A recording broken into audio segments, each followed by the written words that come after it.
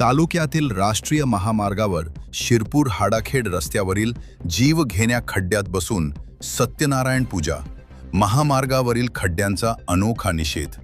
धुळे जिल्ह्यातील शिरपूर नजीक मुंबई आग्रा राष्ट्रीय महामार्गावरील हाडाखेड सीमेवर पडलेल्या जीवघेण्या खड्ड्यांकडे प्रशासनाचे लक्ष वेधण्यासाठी शिरपूर फर्स्ट या संघटनेच्या वतीने थेट खड्ड्यात बसून 26 लाखांच्या खड्ड्याची सत्यनारायण पूजा करत अनोख्या पद्धतीने निषेध नोंदवण्यात आला आहे।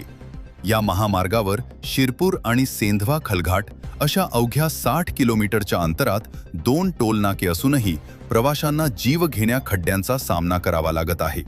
विशेष म्हणजे या खड्ड्यांच्या दुरुस्तीसाठी परिवहन विभागाने 26 लाखांचा निधी मंजूर केल्याची माहिती समोर येऊनही आणि वारंवार निवेदने देऊनही कोणतीच कार्यवाही न झाल्याने आंदोलकांना हे उपहासात्मक पाऊल उचलावे लागले। या आगळ्या वेगळ्या आंदोलनानंतर शिरपूर फर्स्टचे पदाधिकारी चेतन मोरे, धम्मदीप मोरे आणि हंसराज चौधरी यांच्या वतीने परिवहन विभागाच्या संबंधित अधिकाऱ्यांना अधिकृत निवेदन देण्यात आले असून रस्त्याची त्वरित आणि दर्जेदार दुरुस्ती न झाल्यास भविष्यात अधिक तीव्र स्वरूपाचे जनआंदोलन छेडण्याचा इशाराही प्रशासनाला देण्यात आला आहे।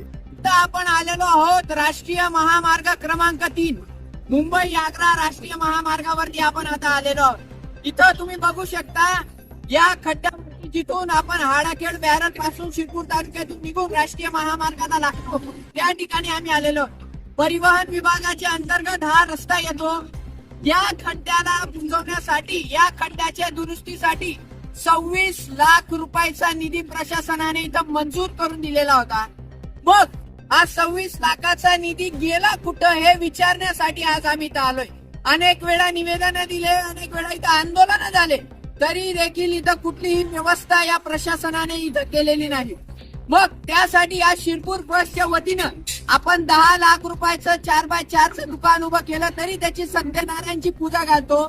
त्याच अनुषंगानं या 26 लाख रुपयाच्या खड्ड्याची सत्यनारायणची पूजा आज आम्ही शिरपूर तालुक्यातील जनतेच्या वतीने इथं केलेली आहे।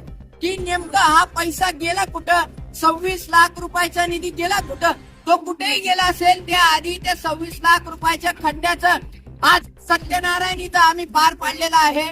आणि येत्या 7 दिवसामध्ये जर का या खड्ड्याची दुरुस्ती झाली नाही तर परिवहन विभागाला मोठ्या आंदोलनाच्या सामोरे जावं लागेल आणि झालेलं आंदोलन हे त्यांना झेपणार नाही। तरी या 26 लाख रुपयाच्या खड्ड्याच्या वतीनं याची आज सत्यनारायणची पूजा झाली अशी मी घोषणा करतो।